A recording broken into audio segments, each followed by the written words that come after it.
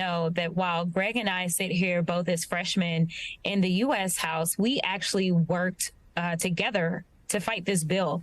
Greg was actually serving Austin City Council last term, and I was serving in the Texas House, and they tried to bring this bill not once but twice, and it was really backlash on the larger cities. Greg, coming from Austin, that is a more progressive place, and progressive just means people-centered bills. Unfortunately, we know that those other folk, like Greg Abbott, don't care about people. All they care about is profits. And so what we see is that they are willing to risk people's lives. So we fought against this last session. When I was there, we were able to kill it.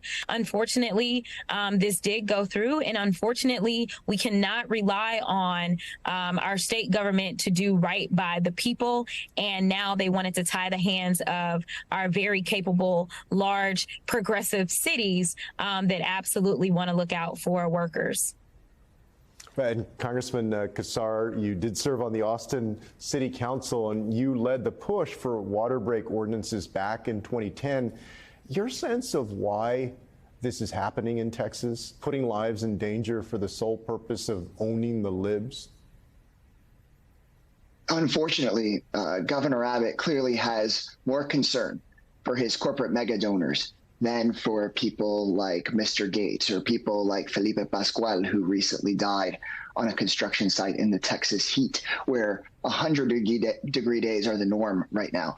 And before I was a member of Congress, before I was an Austin City Council member, I was a labor organizer. And in 2010, we staged a thirst strike where we stood in front of City Hall and didn't drink water for hours alongside construction workers and their families, people who'd had family members die in the Texas heat.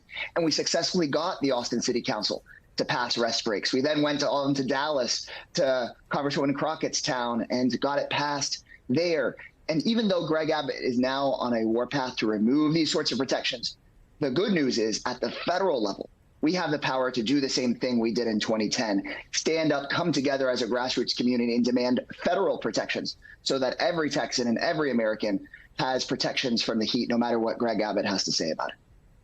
Well, Congresswoman Crockett, to that point, what, if anything, can be done? Is there the will in Washington to intervene?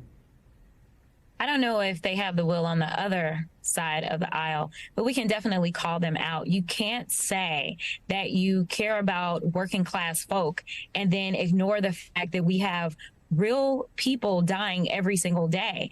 I think that we will have a really good opportunity. Both Greg and I serve on the Oversight Committee. I serve on the Subcommittee for Government Operations. And so when we start talking about postal workers, right, we talk about what happened to Mr. Gates. I am pushing for a full-blown investigation. If we can sit there and have hearings about Twitter and Hunter Biden, then we can definitely have a hearing as relates to what happened to Mr. Gates, because he was working and serving us in the public sphere. He was a federal worker. And so this was on our watch. We need to find out exactly what happened, and we need to make sure that those that are working for us feel protected and are actually protected. And we may have a path to be able to have a real conversation about what are we going to do for workers in general when it comes to these extreme weather conditions. Unfortunately, because I am pushing for a hearing on what happened to Mr. Gates, that may provide an opportunity for us to have a larger conversation.